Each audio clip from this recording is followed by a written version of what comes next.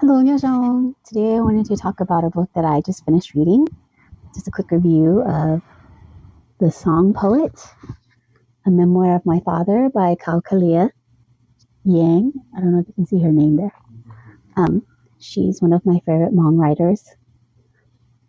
And she writes about her father who sings Hmong songs known as txiaj or Hmong poetry.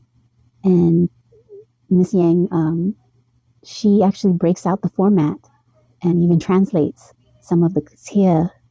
And if you get the audiobook, which I also listen to, she actually sings some of the txiaj, some of the stanzas.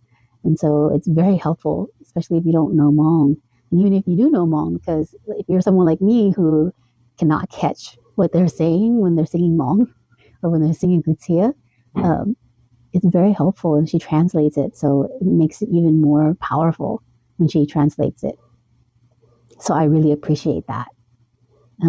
Let's just say it's very eye-opening about the Hmong experience in America.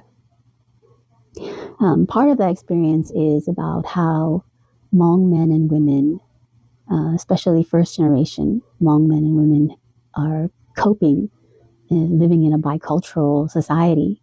And she touches about Hmong men having a really difficult time coping with trying to live up to expectations and the pressure that they have to live through. They have to be these strong leaders because their fathers have been these war veterans and who have lived through war, the traumas of war, and their sons to be obedient and also to be very scholarly, but at the same time, they want them to be very manly. So there's a lot of contradictory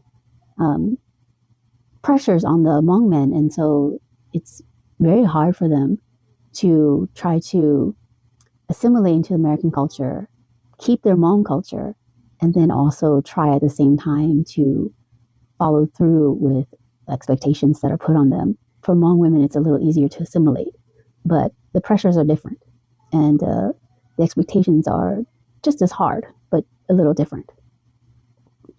Also, something that I wanted to touch about that she discusses that I don't think a lot of people have discussed before in Hmong memoirs, and that is the discussion about Hmong delinquents.